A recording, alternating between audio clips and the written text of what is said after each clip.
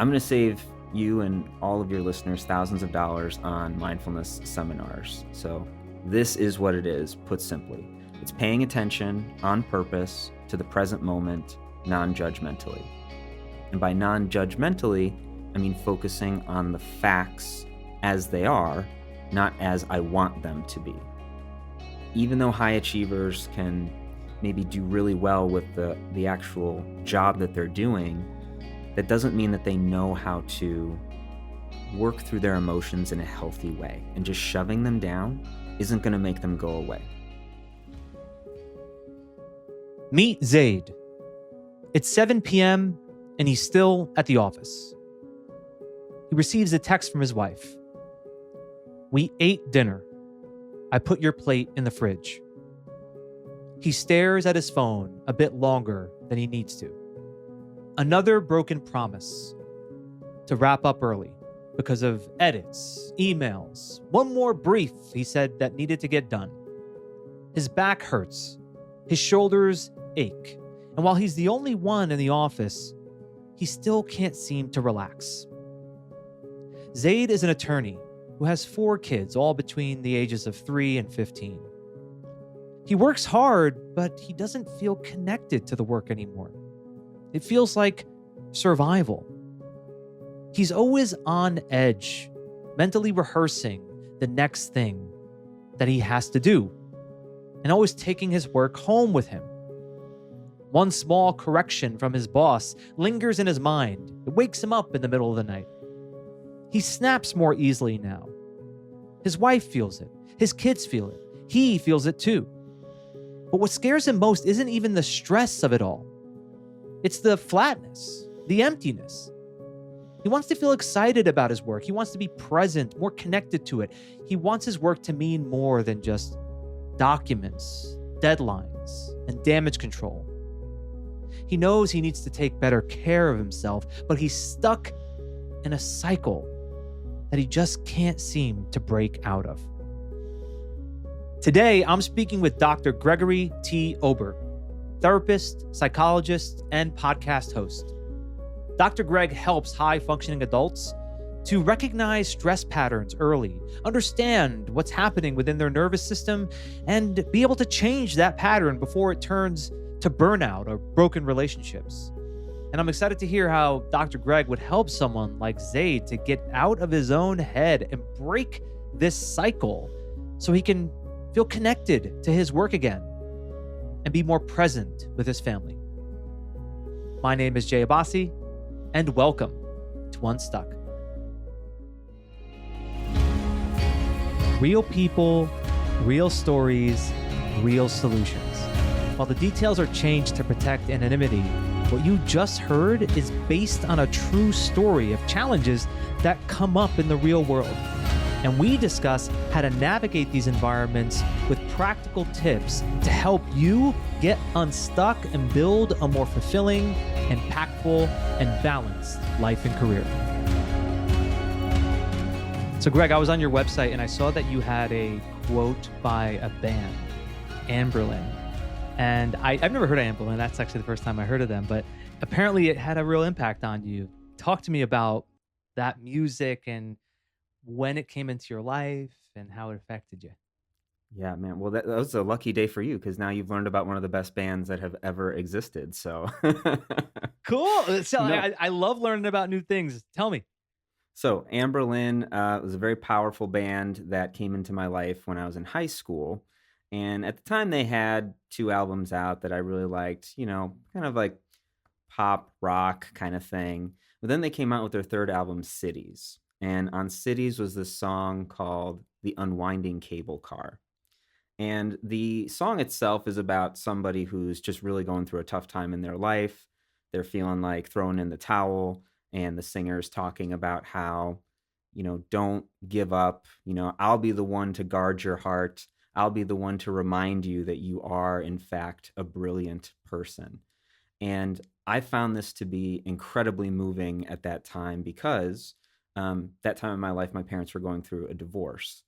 And so to say that had an impact on me would be to say it, to make it an understatement, right? To be an understatement. And so this song sort of helped me get through a pretty dark time in my life, and it's stuck with me ever since. And it's something that I take into the therapy room with the clients that I work with, because so often there are people out there who just really don't remember the type of person that they are because of all the things that we deal with on a daily basis. Maybe we're traveling a lot. Maybe we've got a stressful job. Maybe we've got something going on with the kids, or just all these pressures. And it's very easy to sort of lose ourselves in the to do list of life. And being reminded, even if it's 1 hour a week, that there is something more to you than just the tasks or the job that you have. In fact, there is something brilliant about you, and that it's okay to uncover that and show it to the world. I just think that's a really powerful thing. Yeah. I've had I guess such an impact that has been made on me through music as well. I feel like there are certain songs, my wife will sometimes laugh at me because certain songs I get an emotional reaction to, and it's like it doesn't matter how many times I hear it. Yep. I'll hear that song and it'll affect me emotionally due to either the message that was shared, the story, and it was just so relatable. The artist was just so vulnerable, and it hits me. And I'm curious too, Greg, what happened, I guess, to you in the aftermath of your parents' divorce that was so difficult? Like, what do you feel as you reflect back on how that impacted you at the time? What were you going through? I think it was just the loss of family. I mean, living my life all the way through, eighth grade, everything seemed fine, put together, and then all of a sudden it was, well, actually the family's splitting apart. And Yeah. where is my safety net? Is it something that I did that potentially made that happen? And just a lot of whys, and just not understanding what was happening and why it was happening. And so, as I tried to uncover that through doing my own personal therapy at the time, mixed with songs that reminded me that there is more to, you know, me as a person than just the heartache that I was going through. It was just a powerful combo that, like you said, I mean, it sticks with you. And even now, every time I hear that song, it just reminds me, no matter how tough of a day I have, that this too shall pass, and I don't have to attach myself to the hardship of the now. In fact, that there's more to me than just that, which is, I think, why I've become so attracted to the idea of mindfulness, which I'm sure we can get into at some point. But just that idea of not fusing ourselves to the thoughts that we have, whether they be positive or negative, but just trying to root ourselves in the now. And I think that that song just kind of helps me do that. I feel like that was Yeah. rambly, but hopefully that kind of made some sense. Yeah, it did. It did. And you Good. use the word that I often use when I describe why we struggle, and that is attach or attachment. So, in your work and your studies, I'm sure that this has come up time and time again. So, talk to me about that pattern of falling into attachments and what you see in people when they're struggling. Yeah. So attachment is a multi-layered word. So for those out there that might know, there is, of course, this idea of attachment theory, which is how we tend to bond with our primary caregiver. But that's not really what I'm talking about with attachment, although it's a beautiful theory. I highly recommend people kind of check it out. When I talk about attachment, I'm talking about basically glomming onto our thoughts. So the first thought that pops into my mind, because I have that thought, it must be gospel truth, and I must make this my reality. And when we tend to attach ourselves to those thoughts, sometimes they work out, really well. Like, man, I really did great in that meeting. I had the perfect presentation. I'm so good at this. And then other times it's, God, what an idiot I am. What was I thinking? There is nothing good about myself and what I'm doing. Attaching to that thought, it's going to get us into some trouble. And so, if we think about somebody who may be experiencing a lot of pressure, if they're experiencing just a tough time in their life, well, they're probably more likely to have some of those more negative thoughts. It could be true that the person's complete moron and an idiot and they have nothing redeeming about them, but I would argue that it's probably not true. But we sort of make that true, make it a part of our identity when we fuse to those thoughts. Yeah, I use this analogy, Greg, and I'm curious to get your take on it. It's like, you walk into a bar and you're sitting at the bar, and to your left there's a drunken idiot who's really loud and obnoxious, and they're trying to give you advice, and you wouldn't yell back. You would just be like, oh, okay, thanks for that, and then you would just go on with your day, or go, maybe whatever you're doing. And then to your right you might have somebody who's incredibly wise and intelligent, who's offering you some advice, and you would listen to that. And that's the kind of relationship we want to be having with our thoughts, which is to be able to Yes. discern what is the drunken, loud, crazy, fearful thought that I don't necessarily have to agree with. I can acknowledge it, but I don't have to agree with. And where's the wisdom coming from? Yes, I love that analogy. And we have the quote unquote drunk thoughts a lot of times. Well, maybe some people literally more more than others, but metaphorically, we have those drunk thoughts a lot more often because we tend to just focus on the negative. And there's a lot of theories about this. If anyone ever wants to get into just a wild field, it's called evolutionary psychology. It's people that just kind of speculate why we evolved to do what we do.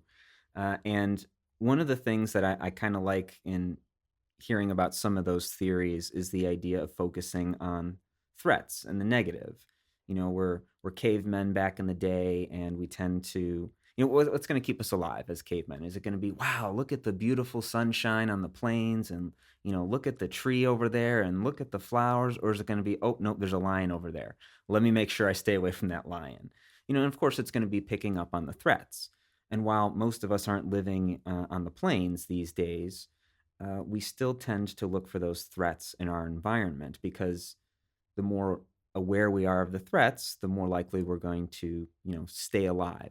And while it might not be a survival thing these days, it could be, I'm protecting myself emotionally, I'm protecting myself spiritually, whatever the case may be. And so that, coupled with the 24-hour news cycle, social media, the endless feed that just continues, the doom scrolling, it's very easy to get caught up in all the negative thoughts and just make those a part of our reality and just say, you know what, this, even though there's this wise guy over here on my right, I'm gonna hang out with the drunk for a while. Yeah, because it could also be more, I don't know, naturally just intriguing, and it just pulls you. And I also think there's something to uh, people strangely liking to be angry. You know what I'm saying? Like, in other words, it's like there's some like adrenaline, or pleasure even, in being angry at times. And Mhm. so we keep watching it over and over again through, the news feeds. Or that's why you see people, I mean, there's so many people I know, like, that I encounter, and I'm like, oh my god, I know this is going to go negative really soon, because these people love to complain. You've heard that before, right? People who love to complain. Like, why do we love it? Why do we enjoy it? Yeah, well, it's what they say, misery loves company, right? And so if I'm not doing well, I want someone to understand why I'm not doing well. But sometimes for some people, maybe even a majority of people, it's not about I want to complain to try and sort through this and figure it out. It's I just want to kind of drag other people down. We also think too, you mentioned anger. I think about that righteousness that can come from it. I was wronged in some way, and I am justified. Maybe even I believe I'm morally justified in doing whatever I need to do to pull one over on you. And maybe one isn't enough, actually. Maybe I need to do two or three. But it just becomes so intoxicating because, man, I am my emotions are going to supercharge me and justify me to be this person or follow these actions. And unfortunately, for many, it's oftentimes too late before they recognize, oh, geez, maybe that wasn't such a good idea to, push all these people that used to care about me out of my life. I mean, that's an extreme example, but you get the idea. Yeah, I really like the word intoxicating. I think that you nailed it. It's intoxicating to be fueled with that sense of self righteousness that I was wronged and I want to position myself against an enemy of sorts, right? Hmm. It strangely feels good, right? Hmm. Which is weird. And it's over the long run, it could be very harmful to one's mental health and emotional health. So you mentioned mindfulness before, and I remember an earlier conversation we had where you mentioned that you have a bit of a different take on it than it being some, practice that's kind of fueled with like spirituality and things. It's actually quite practical. Talk to me about your take on mindfulness and why it's so effective. Absolutely. I feel like this is becoming a more difficult task as the months go on because everyone kind of hears the word and it's become such a buzzword that it's this woo woo, vague mindfulness thing. Um, I'm going to save you and all of your listeners thousands of dollars on mindfulness seminars. So, this is what it is, put simply it's paying attention on purpose to the present moment, non judgmentally. And I'll say it again it's paying attention on purpose to the present moment, non judgmentally. And by non judgmentally, I mean focusing on the facts as they are, not as I want them to be. So it's true that mindfulness is often linked with meditation. It's often thought of as something that's going to calm us down. And in some ways, it can calm us down. I'd say majority of the time, it will calm us down. But that's not its primary purpose. The primary purpose of mindfulness is to ensure that we have all of the possible information that we can within this present moment, that I'm fully focused on this present moment so that I can make more effective decisions moving forward. And it sounds really simple. And like I'm not saying any kind of rocket science here, and I'm really not. Yet, just because it's simple doesn't make it easy to implement. So, my go to example, I suspect, Jay, that you probably brushed your teeth this morning, and I suspect most of your listeners brushed their teeth this morning. And if you didn't, go brush your teeth. But when we were brushing our teeth, and I was guilty of this too, uh, were we sitting there feeling the weight of the toothbrush in our hands? Were we tasting the flavor of the toothpaste? Were we feeling the bristles on our teeth and our gums? For the majority of people, the answer is probably not. They're probably queuing up a video or thinking about what's coming next or trying to put their pants on because they're late and while they're trying to get out the door. And that multitasking, it's not that multitasking is bad. It's just that multitasking takes us out of the moment. We can't fully experience, the experience of brushing our teeth. If we take that idea and run with it in other areas of our lives, how many areas are we actually singularly focused on the task at hand? For a lot of people, particularly at busy, high stress jobs, they're probably not really able to focus on just being in the moment with a single task for, 5, 10 minutes. It's always on to the next thing, on to the next thing. And you know, I I use Teams at work, so I get those bings or those dings that kind of pop up over and over again. And you can't even focus on one thing, because there's so much going on.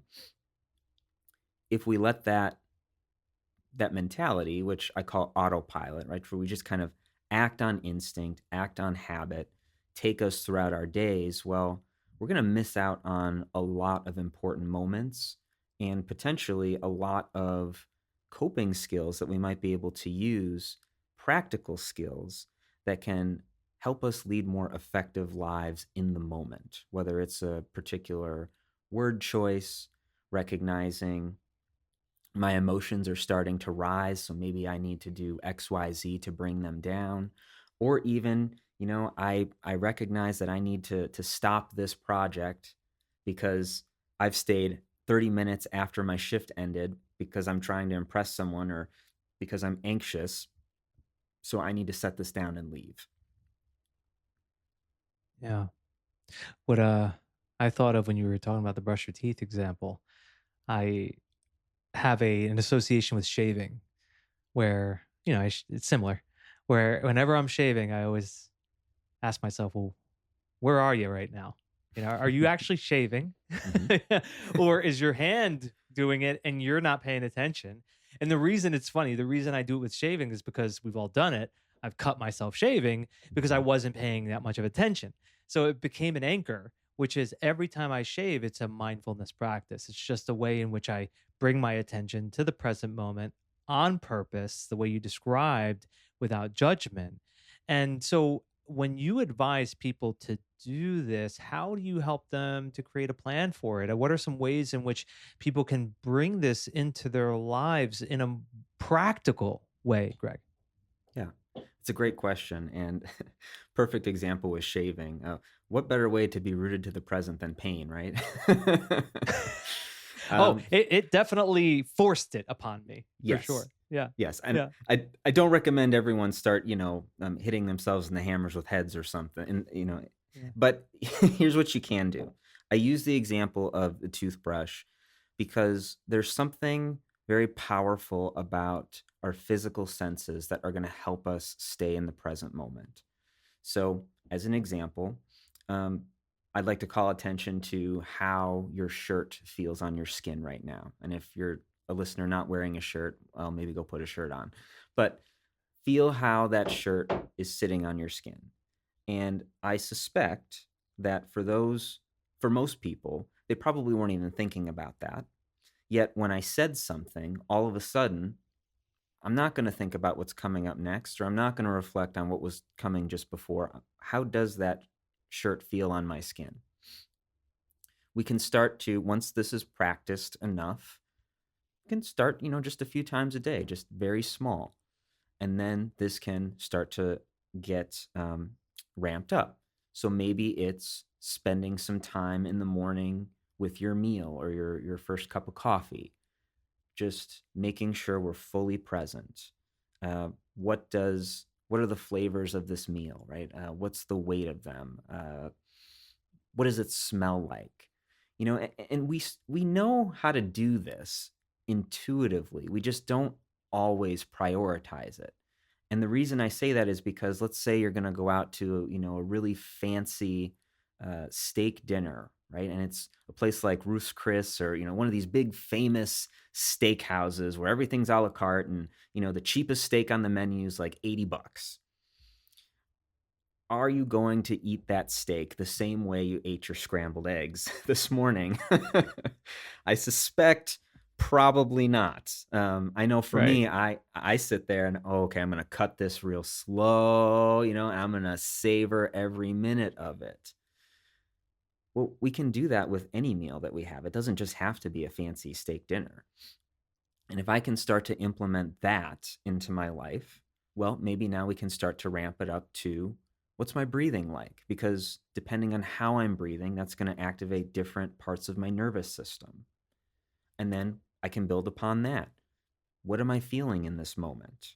Where are my emotions at? I need to label it. I can give it a level of intensity, and that's going to dictate what I need to do in this moment to regulate myself. We can set timers on our phones to check in, to kind of help us initially, but eventually we'll get to the point where the mindfulness activity is going to be less of an activity and more of a habit. Yeah. It becomes just the natural pattern of the mind. And I say that from personal experience. I could say, Greg, that I've done so much of this practice where I am so aware when I'm emotionally triggered. And it doesn't mean, by the way, that I don't get triggered. I get Yes. triggered. My wife will tell you, I still get upset at things. I still get angry. It's just I found a way to be able to notice it and then effectively respond to it versus it becoming a reaction. And I think this is important for our listeners to understand, Greg, because we're not talking about only how to reduce stress and cope with stress. It's so much bigger than that. You're talking about effective decision making. You're Mhm. talking about what ultimately affects one's performance.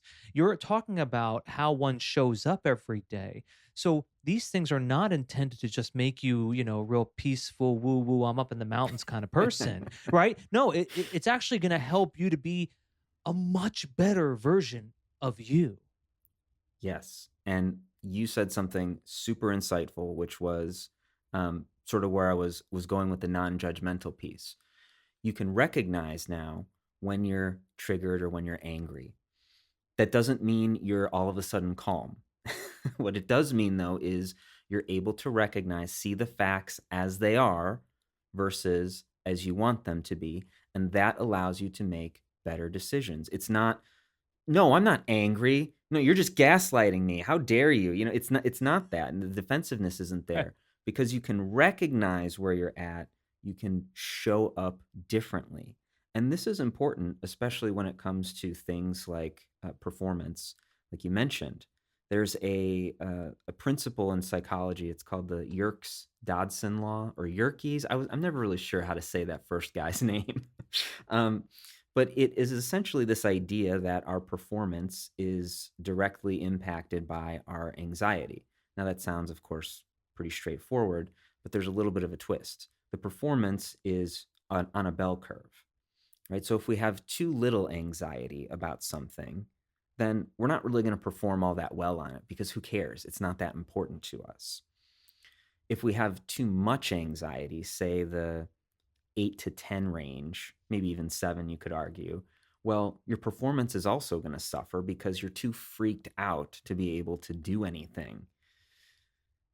If we have that sweet spot, 4 to 6, that average level of anxiety towards any kind of task, it's going to be motivating enough that we perform better. And it's not going to be so overwhelming that we just freak out.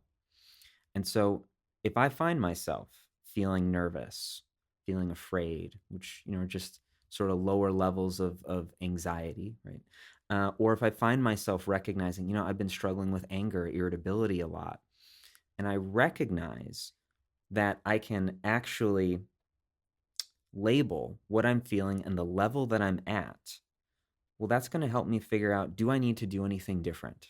In the case of anxiety and performance, if I'm in that 4 to 6 range, I might not need to do anything different and I can just continue on as I am. If I find that I'm in the 10, I'm going to have to do something different. Otherwise, performance is going to suffer, not just at work, but also in my personal life as well. So, yes, a long way of saying kudos to you for the work that you've done because it's not always easy, especially in the moment, to be able to say, you know what? Yep, I'm losing it. I feel that anger is rising. You just framed it so well. I've never heard it that way, and I think our listeners should really internalize what was just shared. If you're in that I just want to repeat it because that's how I learn. If you're in that 7 to 10 range of I'm really anxious, like I'm really freaking out about this, that's a sign that you need to do something different. Like you need to maybe start to get it in touch with your breathing. You need to maybe walk away. You need to interrupt this pattern because it's not helpful. If you're in that 4 to 6 range, you're actually in a great place. It means you care about something enough to where it's creating that response in you and that is motivating you into action. Why I love this so much, Greg, is because you're not painting anxiety or stress as the enemy. You're actually saying that's something that fuels us into action as long as it's not overwhelming us with way too much resistance to whatever it is that we're doing. Yes. And because anxiety serves a purpose, I would be concerned Right. about anybody if they showed up in my life and they weren't anxious about anything. I'd be concerned about them greatly. I mean, let's even just take a simple example here with, say, crossing the street. You're at a crosswalk, right? And you have 0 out of 10 anxiety. I mean, you're probably not really going to care about your physical safety all that much. You're going to be playing Frogger with the cars, And maybe you get across to the other side fine. Probably not, though. If I find myself in that 8 to 10 range, again, arguably 7 too, I might be so paralyzed that I'm not even going to cross that street. But if I'm in that sweet spot, 4 to 6, well, I'm going to be able to cross, but of course I'm going to be cautious. Look both ways. Make sure the sign is telling me that I can cross. So it's a good thing to have anxiety. We just want to make sure that it's a healthy level.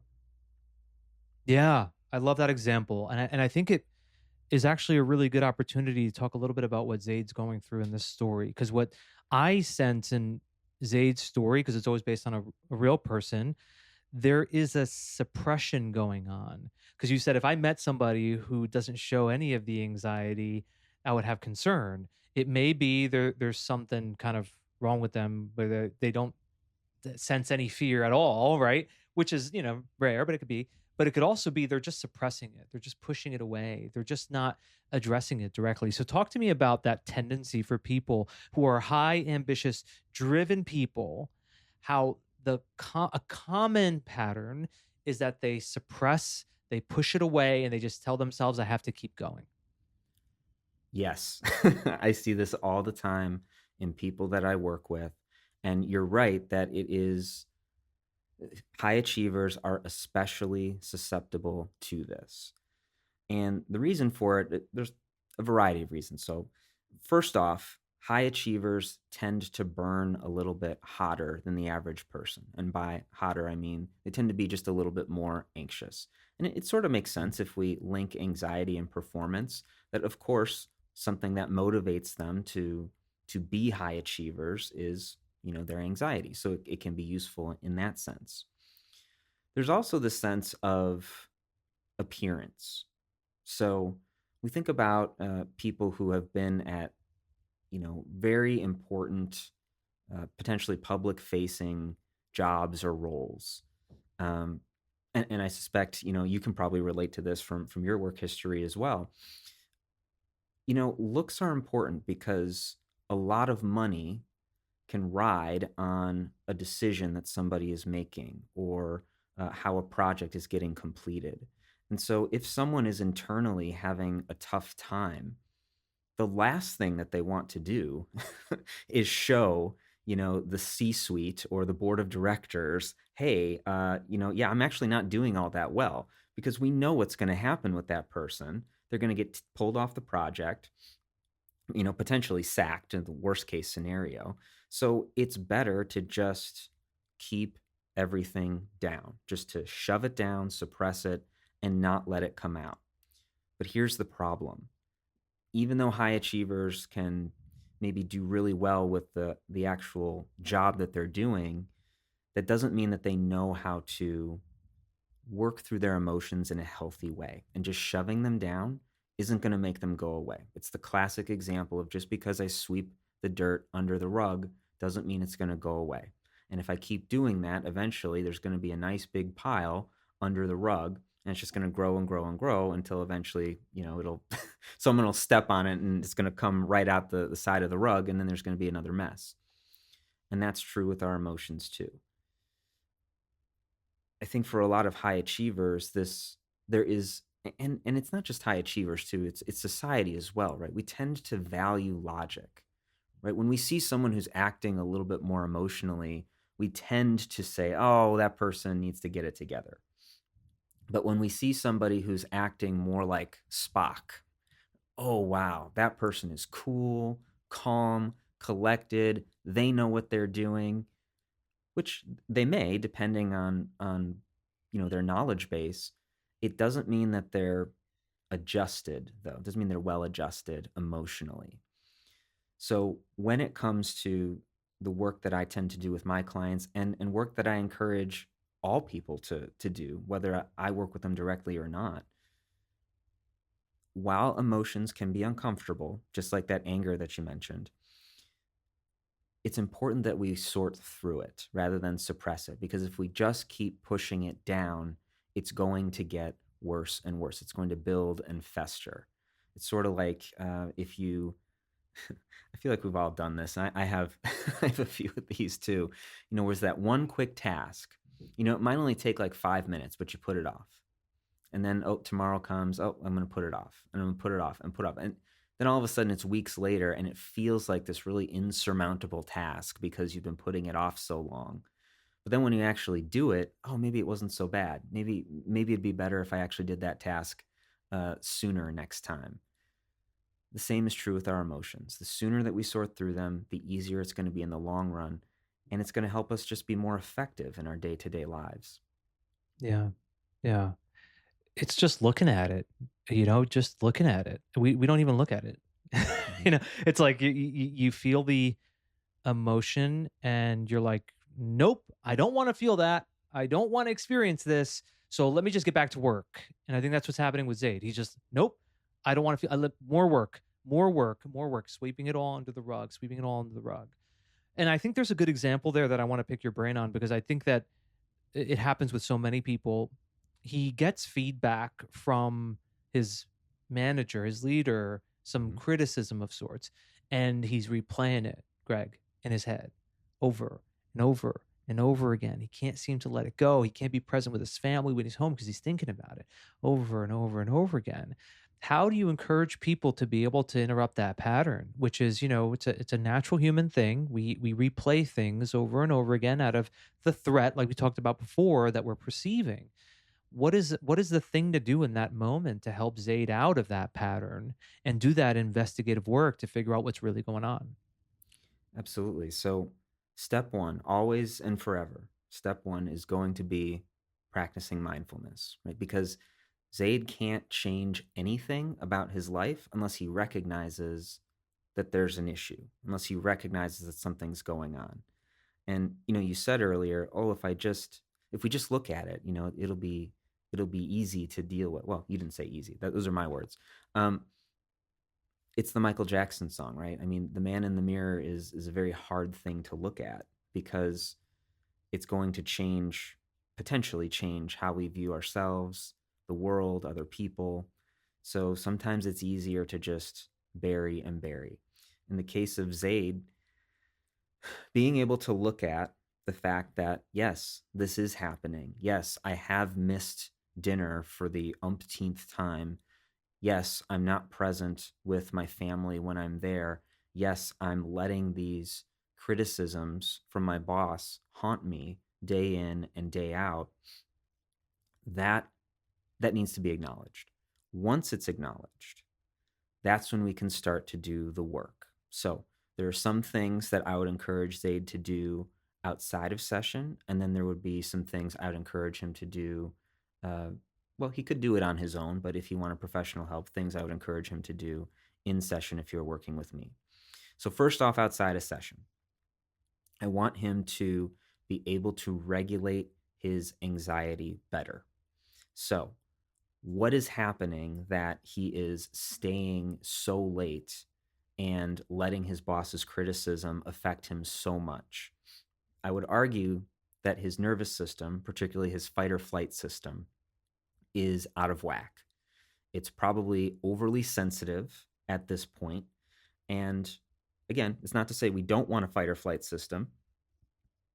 Excuse me. I want to make sure that that's known because obviously if we run across a grizzly bear, I want I want all of your listeners to be able to run away, or fight Right. it. I mean, if you want to fight a grizzly bear, great. I wouldn't, but you do Yeah, you. good luck if you decided to Right, take right. that route.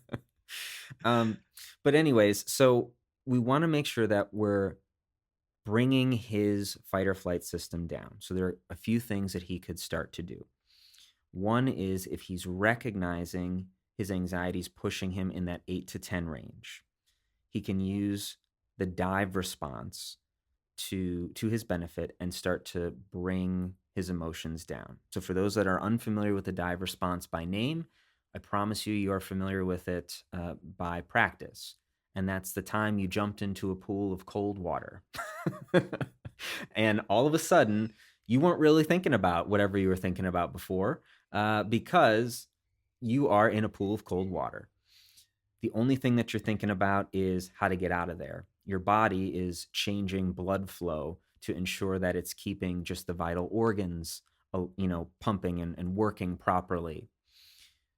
We can't all just jump into a pool of cold water to, sort of shock us out of our emotions, but we can still use that principle in the moment to help ourselves, because our emotions, when they're in the 8 to 10 range, are going to amp our body up. Emotions are linked to the body. So if we cool the body down, we're going to cool the emotions down. In this case, I suspect Zayd works somewhere where there is a sink.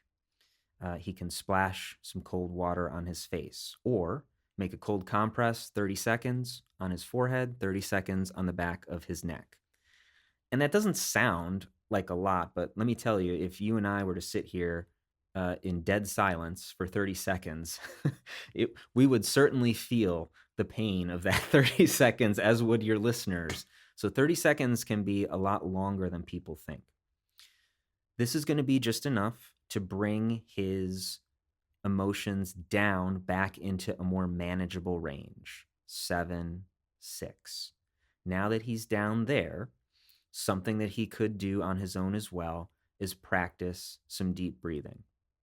Now, I'm sure, once again, like mindfulness, this is a buzzword. A lot of people have tried it. It doesn't work. And I can tell you why it doesn't work for a lot of people. And that's because they're breathing into the wrong parts of their body. So if people want to actually practice this at home, what you can do is put one hand on your chest and one hand on your belly. And when you breathe in, which hand starts to move outward from your body? Most of the time, it's going to be that hand on the chest. When we breathe into our chests, we're activating our fight or flight system. Think about any time you work out, short, shallow breathing. Perfect for those types of activities, not so perfect when we're trying to calm ourselves down. Because if I'm just breathing into my chest, I'm just fighting myself. So what you want to do is pull that air down into your belly. Imagine your belly like a balloon, and you're filling it with air. The hand that's resting on your belly should raise up with your stomach. This is going to activate your rest and digest system. If Zayd, his fight or flight is more active, then we want to start to retrain his breathing, because he's going to be breathing into his chest a lot more. We want to retrain his breathing to be down into his belly. That's going to calm his nervous system down. So 3 times a day, 3 to 5 minutes apiece. Deep breathing. Could not care less what system he uses. Some people like box breathing. Some people like in for 5, out for 7. Doesn't really matter to me. The secret to deep breathing being helpful: belly breathing, smooth inhale, smooth exhale. That's it. Everything else is just fluff. If he does that 3 times a day, he's going to start to retrain his breathing. He could even increase that if he'd like to maybe once an hour, set an alarm, check in with himself, do deep breathing for maybe 30 to 60 seconds. So 2 examples of something that I might ask him to do outside of session. In session, what I would ask him to do is start to explore some of those thoughts that he's fused himself to. So when I hear him say that he has to work late, I'm going to try to get away, but I just have to keep working late. I have that extra brief to write.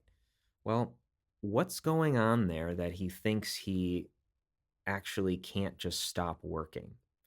And I'm playing an armchair psychologist here with Zayd, although I do play a real psychologist in real life. I suspect that there is some sense of inadequacy that's coming up for him, that he does not feel like he's good enough.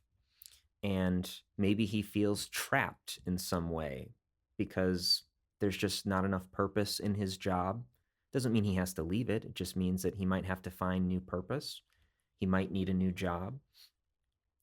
He might be afraid, and with all things happening in today's economy, he might be afraid he might lose his job. So I would want to dig into why that sense of inadequacy, why one comment from his boss becomes an all-encompassing belief about who he is as a person. And how come he can't think about maybe all of the other comments his boss might give him? compliments, in fact, because I'm sure he does good work if he is doing, if he's only getting minor criticism, then I suspect he's probably getting compliments from his boss about other things that he's doing. And even if it's not at work, what about other areas of his life? How come those compliments fall away immediately with the comment from his boss? So that's a lot of me talking, but that's sort of how I think about him and where I'd like to start with him. Yeah, yeah, and referencing what you said earlier about, the caveman, the hunter gatherer, it's the natural thing to completely ignore all the compliments and the positive and to focus only on the one negative constructive criticism received by an authority figure. The thing is, and what I love about the approach here, Greg, is you have to help him to come to that realization himself. That's the only way he's going to have any type of change or transformation. And if you were, Greg, to meet Zayd in this story, let's say he does have his first session with you and tells you what he's going through, I'm sure that you may have a number of different questions that you'd want to ask him. You just referenced a few, but what would be one of the first questions that you would ask Zayd, and why? I think what I would want to ask is, what is the consequence for not completing that brief? Mm. What is the consequence for being home with your family at dinner time? And a lot of times we tend to spin up the worst possible scenario in our heads, from a CBT, cognitive behavioral therapy perspective. They call this catastrophizing. And then when we're forced to say it out loud to somebody else, it sounds kind of silly. Yeah. And I suspect he'd be saying things like, well, yeah, but if I don't stay late, then my boss is going to say that this this brief was 5 minutes late to his email inbox, which didn't affect the case at all. But he might see that it was 5 minutes late, and then I'm being called into his office and yelled at. And a lot of times that's how it tends to happen. And I think that sort of facing ourselves in the mirror, right? Being able to look at the thoughts we have, not just have, but the thoughts we fuse ourselves to, and use like their gospel truth. Being able to look at those and honestly and recognize that they are just thoughts. They're not anything that necessarily needs to guide our lives if we don't want them to. That can be very powerful. Yeah, I love it. And I think that doesn't matter where you are in life, what you're going through, what Greg is sharing here applies to all of us. We all have the opportunity to be able to handle our emotional disruption, our overthinking minds more skillfully. And for our listeners to learn more about the great work that Dr. Greg is doing, his website is royaloasispi.com. Just spelled exactly how it sounds, royaloasispi.com. And from there, people can learn more about the great work you're doing, Greg. Thank you so much for taking time out of your day, sharing your insights with us. This was incredibly valuable. I appreciate you. Oh, I'm so glad. Thank you so much for having me on. It was such a pleasure. Dr. Greg made it simple, practical, logical. So much of that conversation you can apply into your day to day. And I'll do my best to synthesize it down to 3 insights and 3 actionable takeaways. The first insight: anxiety isn't the enemy. There's a bell curve of performance, and too little anxiety means you don't care, and then too much of it can freeze you up, right? So he gave us a scale of 1 to 10 and said, if you're in that 4 to 6 range, it's enough to motivate you without debilitating you. If you're in that 7 to 10 range, then there isn't something wrong with you. It's a signal that something needs to change. Second insight: suppression doesn't work. It just delays the mess. It's sweeping it under the rug, and high achievers have this tendency to do that, push through the emotions. We don't want to be vulnerable. I say we because I'm one of those, right? And if we just try to suppress it, just try to ignore it, it's going to force its way out sooner or later. So the sooner you sort through it, the less damage it will do. Third insight, mindfulness is not woo-woo. It's information gathering. I love the way he termed it. It's data gathering. The real purpose of mindfulness isn't just to calm down. It's to collect information. Make better decisions because you understand the pattern. You can't change what you can't see. And when you're riding autopilot, it's really like driving blind.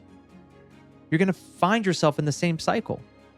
And I like that he really highlighted being non-judgmental as a big part of this. It doesn't mean that it won't bother you or you won't be disrupted. It just means seeing the facts as they are, not as you fear that they might be. Actionable takeaways. First one, interrupt the pattern. When anxiety is hitting that 7, 8, 9, 10 level, you have to do something. And he even brought up taking some cold water and using that as a way to really shift your pattern. Deep breathing was another one, which is going to be actually my second actionable takeaway. So the second one is retrain your breathing to breathe into your belly, not your chest. If you put one hand on your belly and you breathe and it's raising the belly, raising the abdomen, then you're breathing into your whole body. So if your chest is what's moving, you're still operating under where you're not taking those deep, full breaths like Dr. Greg recommended you do. So make sure you're breathing into your belly, and it will help to calm you and help you to interrupt those patterns. And then the third actionable takeaway, incorporate mindfulness into your day-to-day.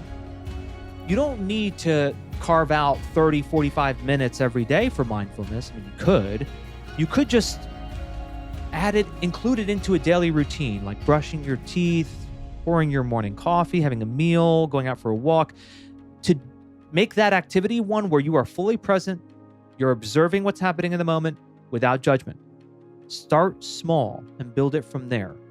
Because eventually, when you bring in mindfulness into your day-to-day like this, it becomes more just a habit of mind rather than something you have to train yourself. And I can speak from experience because for me, it is not something I have to be as intentional about today as I did 10, 15 years ago. Join us on Friday. We are getting into our top 5 communication techniques that have had the greatest impact on my life, my career. These are the things I've shared with people, and they tell me these are the ones that have yielded the best results. So last Friday, I went through 10 through 6.